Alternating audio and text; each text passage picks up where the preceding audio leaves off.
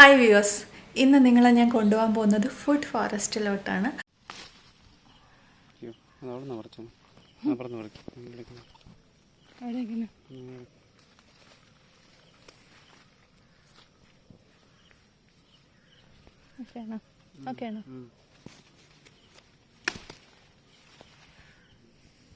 So ഈ food forest എന്നുള്ള term actually ഒരു ഫോറിൻ ടേമാണ്. പക്ഷേ നമ്മുടെ ഒരു ഇന്ത്യൻ കൾച്ചറിൽ ഈ കോൺസെപ്റ്റ് ഒരുപാട് നാളായിട്ട് പഴയ ഫാമേഴ്സ് എല്ലാം ചെയ്തുകൊണ്ടിരിക്കുന്നതാണ്. പിന്നെ നമ്മൾ ആദ്യം ചെയ്തത് ഇവിടെ ഒരു താമരയുടെ കുളമാണ്. അത് ശരിക്കും താമരക്കുളം കാഴ്ചയിലാണ്. അതൊരു ശരിക്കും വാട്ടർ സ്റ്റോറിങ് ഫെസിലിറ്റിയാണ്. ഇങ്ങനെ ഇടയ്ക്കിടയ്ക്ക് കുറച്ച് സ്ഥലങ്ങളിൽ അത് ചെയ്തിട്ടുണ്ട്. സോ ദാറ്റ് അവിടെ ഉള്ള സ്ഥലങ്ങളിലേക്ക് ആവശ്യമുള്ള വെള്ളം അതിൻ്റെ അകത്ത് സ്റ്റോർ ആവും.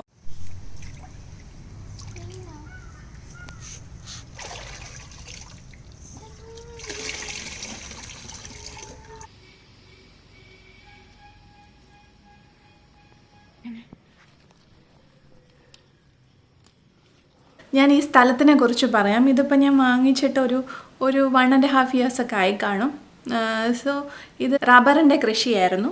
അപ്പോൾ റബ്ബറിൻ്റെ കൃഷി ചെയ്തുകൊണ്ടിരുന്നിട്ട് അപ്പോൾ എനിക്ക് തോന്നി ഇത് ഒരാൾ സ്ത്രീധനമായിട്ട് കൊടുത്ത ഒരു സ്ഥലമാണ്. അപ്പോൾ അയാൾ മരുമോൻ ഇത് റബ്ബറെല്ലാം വെട്ടിക്കളഞ്ഞിട്ട് ഇതിൻ്റെ മണ്ണ് വിൽക്കാമെന്ന് തീരുമാനിച്ചു. സോ റബ്ബറെല്ലാം വെട്ടിക്കളഞ്ഞ ശേഷമാണ് അപ്പോഴാണ് ഇവിടെ റൂള് വന്നത്.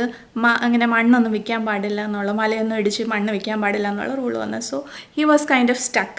എന്ത് ചെയ്യണമെന്ന് അവിടെ നിന്ന സമയത്താണ് നമ്മൾ ഈ സ്ഥലം ആൾ വിൽക്കാൻ തീരുമാനിക്കുകയും നമുക്ക് ഈ സ്ഥലം കിട്ടിയതും. പക്ഷേ കിട്ടിയപ്പോഴത്തേക്ക് ഇത് ബേസിക്കലി ഒരു മൊട്ടക്കുന്നായിരുന്നു, ഒന്നുമില്ല ഇവിടെ. ഇതും എല്ലാം ഈ കൃഷി ചെയ്യുന്ന സാധനങ്ങളുടെ ഇടയിൽ കൂടെ വെച്ച് കൊടുക്കുന്ന ഫ്ലവേഴ്സാണ്. ഇതെല്ലാം പർപ്പസ് മെയിൻലി ഇതാണ്, നമുക്ക് പെസ്റ്റ് അറ്റാക്ക് കുറയ്ക്കുക എന്നുള്ളതാണ് ഇതിൻ്റെ എല്ലാം മെയിൻ പർപ്പസ്. പക്ഷേ കാഴ്ചയിൽ ഭംഗിയായിട്ടിരിക്കും. ഇത് ഒരെണ്ണത്തിൽ നിന്ന് തന്നെ പ്രൊപ്പഗേറ്റ് ചെയ്യുന്ന സാധനങ്ങളാണ്. പിന്നെ ഒരിക്കൽ ഒരു ചെടി നട്ട് കഴിഞ്ഞാൽ വേറെ എഫേർട്ടൊന്നും അതിനകത്ത് വരത്തില്ല. ഇത് ലീലാമരി എന്ന് പറയുന്ന ഇതാണ്. ഇത് ശരിക്കും ഇൻഡിഗോ പൗഡർ എന്നൊക്കെ പറഞ്ഞ് വാങ്ങിക്കാൻ കിട്ടും. ഇത് ഈ വിത്ത് ഫുൾ വന്നു കഴിയുമ്പം ഈ ചെടി തീരും, പിന്നെ അങ്ങനെ. സോ അതിന് ഇപ്പോഴാണ് ഇതിൻ്റെ ഒരു ഹാർവെസ്റ്റിംഗ് ടൈം എന്ന് പറയുന്നത്. ഇത് നമ്മൾ നരയുള്ള മുടിയിൽ തേച്ച് കഴിഞ്ഞാൽ ഒരു ഡാർക്ക് ബ്ലൂ ഷെയ്ഡ് വരും മുടിക്ക്. നല്ലൊരു ഇൻട്രസ്റ്റിംഗ് കളറാണത്. സോ എണ്ണ കാച്ചാനൊക്കെ ഉപയോഗിക്കുന്ന ഒരു ചെടിയാണ്. സോ നമ്മൾ ടു സ്റ്റാർട്ട് വിത്ത് നമ്മൾ ആദ്യം അതിൻ്റെ മണ്ണിനെയാണ് പ്രിപ്പയർ ചെയ്തത്. അത് ഓഫീസിൻ്റെ അടുത്ത് തന്നെ ഉള്ള സ്ഥലത്ത് നിന്ന് കുറേ ഇലകൾ ഇങ്ങനെ റോഡിൽ കിടപ്പുണ്ടായിരുന്നു. അപ്പോൾ അത് കൊണ്ടുവന്ന് ഇട്ടിട്ട് അപ്പോൾ ബേസിക്കലി ഈ സീറോ ബഡ്ജറ്റ് ഫാമിങ്ങിൻ്റെ കോൺസെപ്റ്റ് ഇതാണ്. നമ്മൾ മണ്ണിന് അതിൻ്റെ വാട്ടർ റീറ്റെയിനിങ് കേപ്പബിലിറ്റി, ഇത് പ്രത്യേകിച്ച് കുറച്ച് ഡ്രൗട്ടുള്ള സ്ഥലമാണ്. സോ ഇതിൻ്റെ വാട്ടർ റീറ്റെയിനിങ് കേപ്പബിലിറ്റി കൂട്ടുക, അതിനുള്ള കുറേ പ്രോസസ്സ് ചെയ്യുക. പിന്നെ ഇതിൻ്റെ അകത്തുള്ള മൈക്രോ ഓർഗാനിസത്തിൻ്റെ ഗ്രോത്ത് കൂട്ടുക. അപ്പോൾ അത് ഈ സീറോ ബഡ്ജറ്റ് ഫാമിങ്ങിൽ ശരിക്കും നാടൻ പശുവിന് ഒരുപാട് റോളുണ്ട്.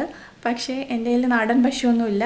എന്ന് വെച്ചാൽ ഈ ജീവാമൃതം എന്ന് പറഞ്ഞ സാധനം അറിയാമല്ലോ, അത് ജീവാമൃതം എന്ന് പറയുന്നത് ചാണകവും ശർക്കര പിന്നെ എന്തെങ്കിലും ഒരു പ്രോട്ടീൻ്റെ ഒരു സാധനം, പിന്നെ ഏത് സ്ഥലത്താണോ കൃഷി ചെയ്യുന്ന അവിടുത്തെ മണ്ണിലെ ഒരു പിടി, ഇതിൻ്റെ ഒരു ബേസിക് കോമ്പിനേഷനാണ്. അപ്പോൾ ആ മണ്ണിലുള്ള തന്നെ മൈക്രോ ഓർഗാനിസംസ് ഒരുപാട് മൾട്ടിപ്ലൈ ചെയ്തിട്ട് ശരിക്കും ഈ പ്ലാന്റ്സിനായാലും ട്രീസിനായാലും അവർക്ക് ഫുഡ് നമ്മൾ കുറേ ന്യൂട്രിയൻസ് കൊടുത്തിട്ട് കാര്യമില്ല, അത് അവർക്ക് ഉപയോഗിക്കാൻ പറ്റുന്ന രീതിയിലാക്കുന്നത് മൈക്രോ ഓർഗാനിസംസാണ്. അപ്പോൾ അതിൻ്റെ നമ്പർ കൂട്ടിക്കഴിഞ്ഞ് കഴിഞ്ഞാൽ പ്രത്യേകിച്ച് നമ്മളൊന്നും ചെയ്യാതെ തന്നെ ഒരു ഫോറസ്റ്റിലൊക്കെ എങ്ങനെയാണോ ചെടികൾ സർവൈവ് ചെയ്യുന്നത് ആ രീതിയിൽ അങ്ങ് സർവൈവ് ആയിക്കോളും. സോ അതാണ് ബേസിക്കലി ഈ സീറോ ബഡ്ജറ്റ് ഫാമിംഗ് അല്ലെങ്കിൽ ഫുഡ് ഫോറസ്റ്റിൻ്റെയൊക്കെ കോൺസെപ്റ്റ്. അതുപോലെ ഇതിൻ്റെ പ്രൊപ്പഗേഷനും അങ്ങനത്തെ കാര്യങ്ങളൊക്കെ നാച്ചുറൽ പ്രോസസ്സിൽ കൂടെ നടക്കും.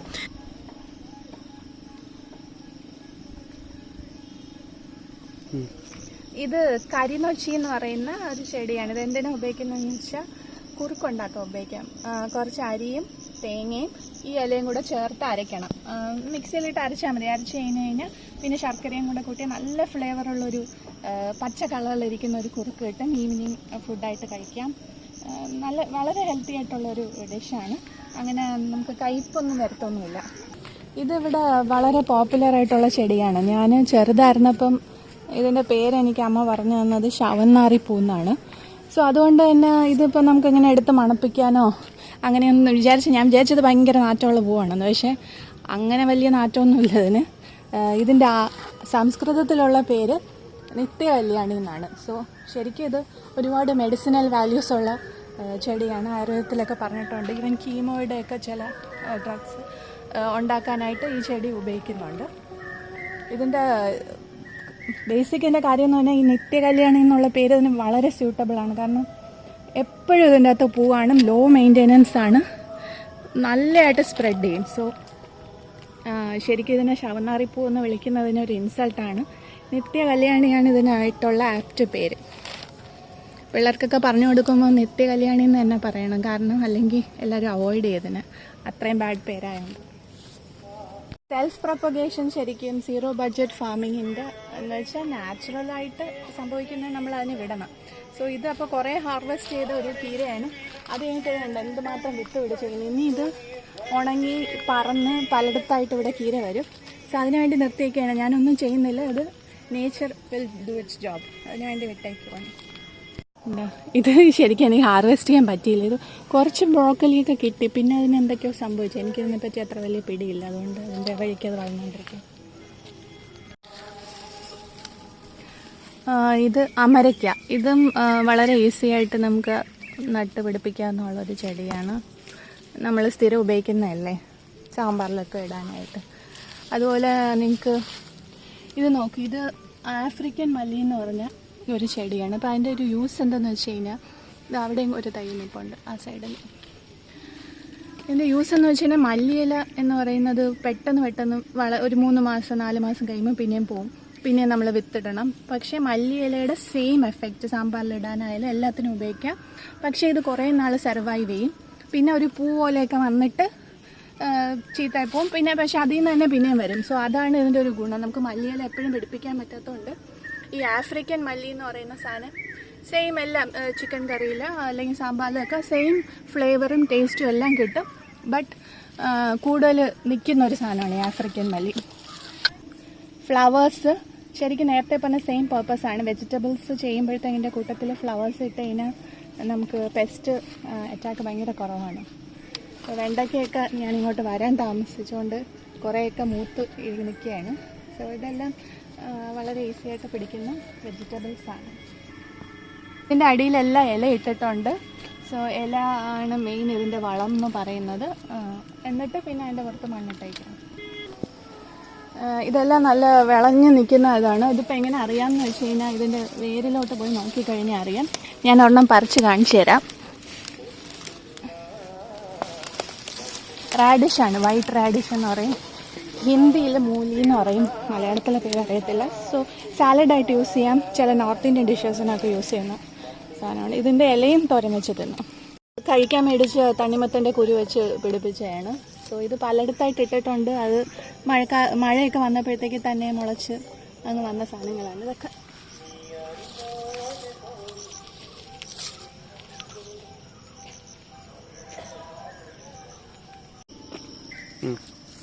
ഇവിടെ ഏറ്റവും ഫാസ്റ്റായിട്ട് വളർന്ന ചെടിയിലൊന്നാണ് ഈ മുരിങ്ങയ്ക്ക. കാരണം കൊണ്ടുവച്ചപ്പോൾ എൻ്റെ ഗ്രോത്ത് കണ്ടാൽ ഇതൊരു 3-4 വർഷമായിട്ട് തോന്നും. പക്ഷേ അത്രയൊന്നും ഇല്ല, കുറച്ച് നാളുകൊണ്ട് വളരെ സ്പീഡിലാണ്. ഇപ്പോൾ അത് പൂത്തും തുടങ്ങി. ഇത് റെഡ് ലേഡി പപ്പായ എന്ന് പറഞ്ഞാണ്. ഇത് ശരിക്കും ഇതിൻ്റെ കുരുവൊന്നും നട്ടാൽ പുതിയത് പിടിക്കത്തില്ല. ഇത് കൃഷിഭവനിൽ നിന്ന് എനിക്ക് കിട്ടിയാണ്. ഈ റെഡ് ലേഡി പപ്പായയുടെ ടേസ്റ്റ് ഇഷ്ടമായതുകൊണ്ട് പിന്നെ അതും അങ്ങ് നട്ടതാണ്. ആൾ ഇരിക്കുന്നതുകൊണ്ട് ഇതൊരു വാല്യൂ ഉള്ള പ്രൊഡക്റ്റാണ് വിൽക്കാനൊക്കെ ആയിട്ട്. പക്ഷേ ഒരു പ്രാവശ്യമേ പിടിക്കത്തുള്ളൂ. എന്ന് വെച്ചാൽ വിത്തെടുത്ത് പിന്നെ നമുക്ക് പ്രൊപ്പഗേറ്റ് ചെയ്യാൻ പറ്റത്തില്ല. നിങ്ങൾക്ക് കാണാം, എനിക്ക് അങ്ങോട്ട് ഇറങ്ങി ചെല്ലാൻ പറ്റത്തില്ല, ചരിവായതുകൊണ്ട്. ഈ ചരിവിൽ ഈ മണ്ണിനെ പ്രൊട്ടക്റ്റ് ചെയ്യാനായിട്ട് പിന്നെ മധുരക്കിഴങ്ങ്, ഇത് കൊടുവേലി, ഇത് ചുമന്ന കൊടുവേലി, പിന്നെ വൈറ്റ് കൊടുവേലിയുണ്ട്, പിന്നെ നീല കൊടുവേലിയുണ്ട്. നീല കൊടുവേലി കിട്ടിയിട്ടില്ല, വൈറ്റും റെഡും ഇപ്പോൾ ഇവിടെ ഉണ്ട്. ഇതെല്ലാം മെഡിസിനൽ പ്ലാന്റ്സ് ആണ്, ആയുർവേദിക് മെഡിസിനൽ പ്ലാന്റ്സ്. ഇത് തന്നെ ഈ ചരിവിനെ പ്രൊട്ടക്റ്റ് ചെയ്യാനായിട്ട് നേച്ചറിൻ്റെ പരിപാടിയാണ് ഈ പൂക്കളൊക്കെ. ഞാനൊന്നും ചെയ്തതല്ല, പക്ഷേ ഇനിയൊന്നും ചെയ്യുന്നില്ല, അതങ്ങനെ ഇങ്ങനെ നിൽക്കും ഇവിടെ.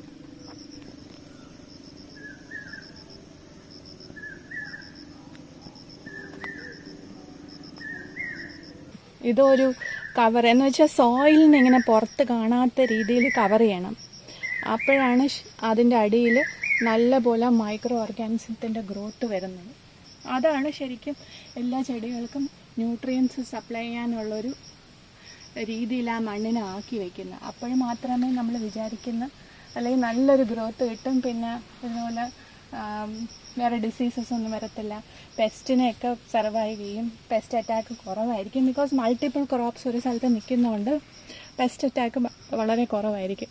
ശരിക്കും ഒരു നാച്ചുറൽ ഫോറസ്റ്റിനെ മിമിക് ചെയ്യണം. അതുപോലെ ഈ വാഴകളുടെ കാര്യം പറയുമ്പോഴത്തേക്ക് യൂഷ്വലി കൃഷി ചെയ്യുന്നവരെന്താ ചെയ്യുന്നതെന്ന് വെച്ചാൽ, ഈ വാഴ കൊലയ്ക്കാറാകുമ്പോൾ തൈകളൊക്കെ വരുമല്ലോ, ആ തൈകളെല്ലാം ചവിട്ടി അങ്ങ് ഒടിച്ച് പിന്നെ ഒരെണ്ണത്തിനെ മാത്രം വെച്ച് നമ്മളൊരു കൊല വെട്ടിക്കഴിയുമ്പം അതിൻ്റെ മദർ പ്ലാന്റിനെ കട്ട് ചെയ്ത് അങ്ങനത്തെ കുറേ ക്രൂരതകൾ ചെയ്യും. ലൈക്ക് ബേബീസിനെയൊക്കെ കൊല്ലുന്ന പോലെ.